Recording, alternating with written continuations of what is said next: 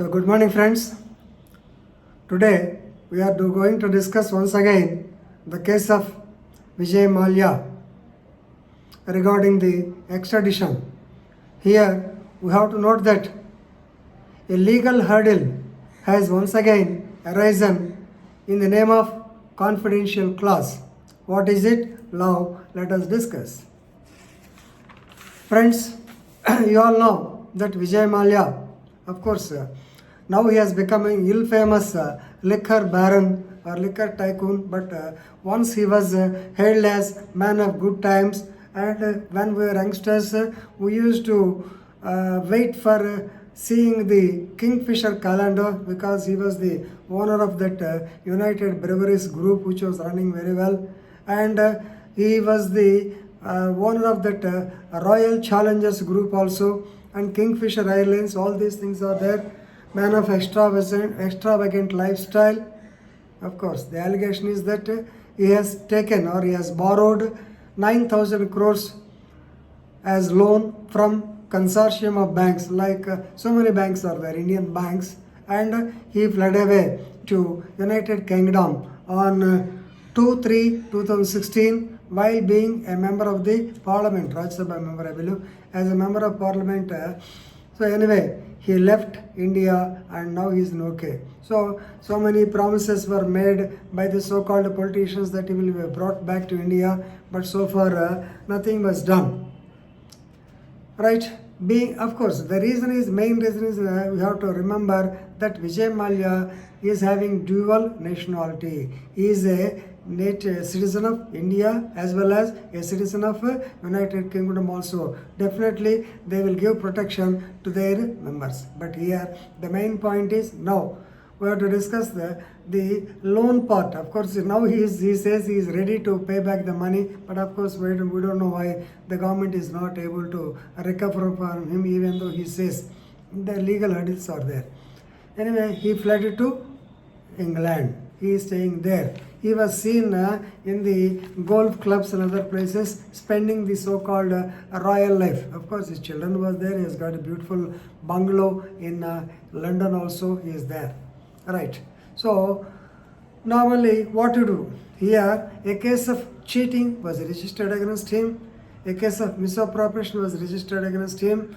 And of course, it is not only the so-called white-collar crime committed with the so-called intentionally. So intention to evade the so-called money. So case was registered against him. Even GMR people, GMR construct, that is the International Airport, Hyderabad, they have also filed a case against him under NI Act, check bounce case. So many cases are pending against him. He fled to America. Now we have to get him back. We can't keep silent.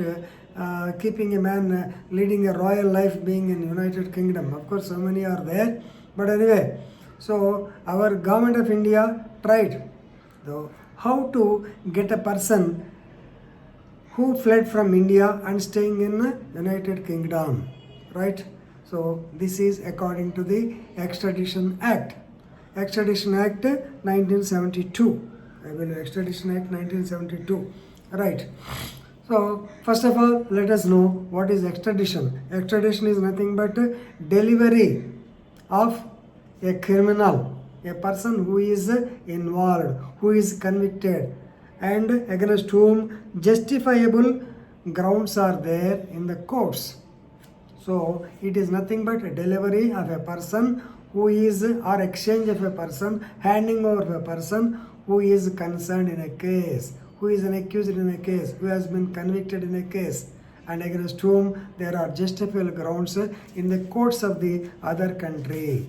For this country, for example India, it should have an extradition treaty. You may be knowing treaties are international arena.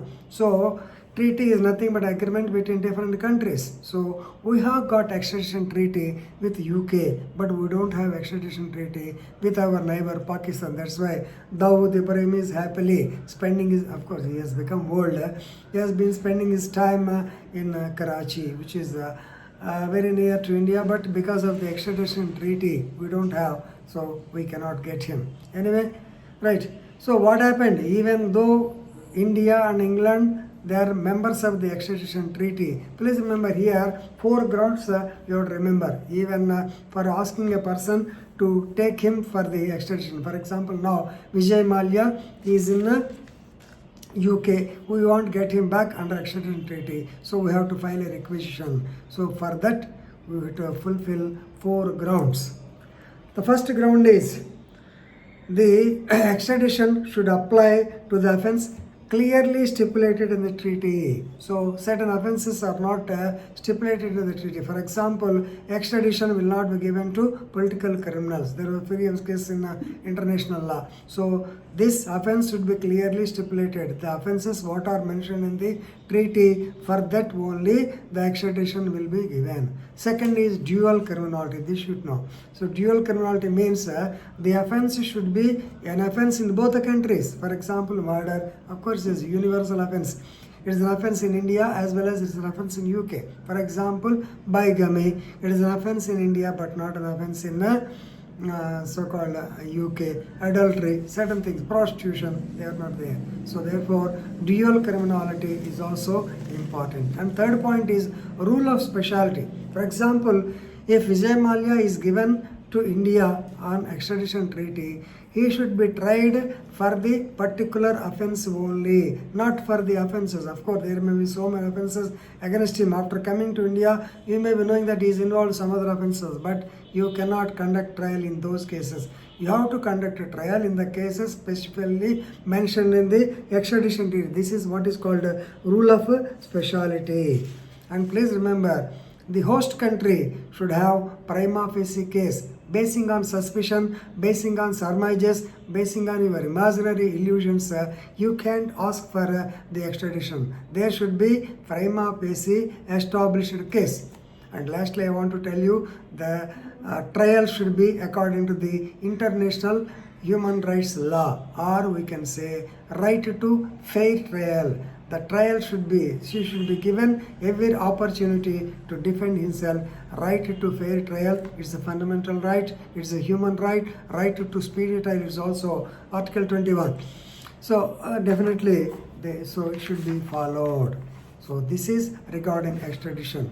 No doubt. Now, Vijay Mallya, right? He was arrested by United Kingdom police basing on the our request for extradition in 2017, and he was produced before the courts. Of course, he was given bail because it's simple offense, minor economic offenses, they are available. He came out on bail. Of course, extradition principles, of course, it's a laborious process anyway.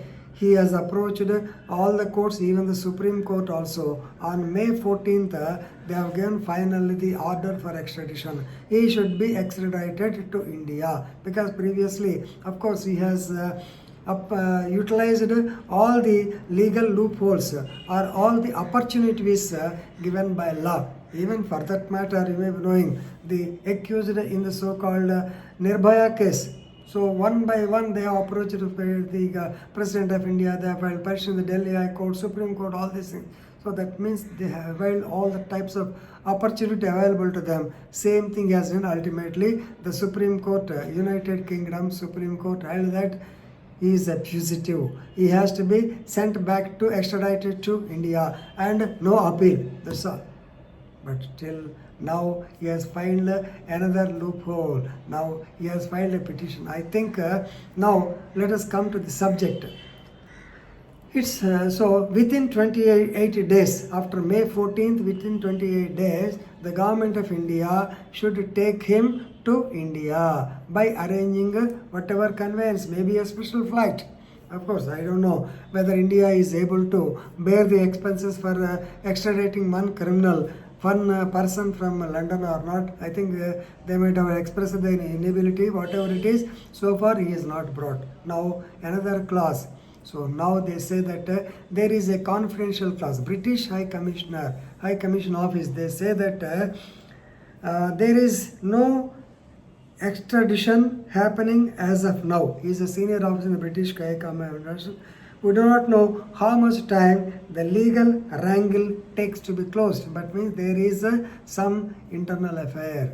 So the circumstances or the rumors, we can say, we should not directly tell because it's a confidential matter. The rumors are there that he has applied for political asylum. So you may be knowing political asylum means taking shelter. So if he is given political asylum, he will not be extradited. And second point is clearing of the COVID-19 pandemic. He might have approached the British Army saying that still that pandemic is there. I do not know what will happen if I go to India. I may be affected with that. So that two clauses may be there. Anyway, unless these points are clear, these legal lacunae or legal wrangles are clear, it is not possible to extradite him to India. So it may take some more time. So it is being stalled now by this so-called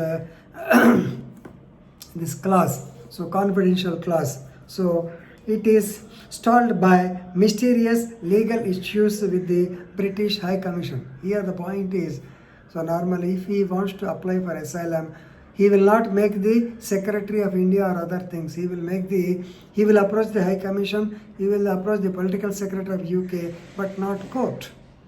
He will not approach the court. So once the court is not there, so then if they consider, definitely if he is given political asylum, it's very difficult. So the extradition order was made on 3/2/2019, and it did not happen so far. Of course, he is running from pillar to post and he is availing all judicial options. Right? So this is only information and this is only rumor that regarding the political asylum and also the so-called COVID-19 pandemic. And another point is Rule 39 of the for European Court of Human Rights. So Rule 39 procedure also there. Of course, he has to clear up all these things, then only he will be extradited. I think some more time may be taken place. Of course, we have to wait. The legal wrangles are like that. We can't help it because our principle is that let 1,000 criminals go scot-free, but one innocent person should not be punished. And that too, entire CRPC is in favor of the accused. So the accused should avail all his opportunities and then only he has to come to the gallows or he can be extradited. So basically, this is the introduction regarding the Extradition Act and also the points we covered, and now we have to see how the so-called clause, confidential clause will be broken and how he will be extradited. It's time has only to tell. Anyway, here the important fundamental point is, I think he has been telling, I am being witch hunt, a witch hunt is being made against me. I am ready to pay 100%, that is 9,000 crores I am ready to pay. I don't know why the government of India is not willing to take back the money.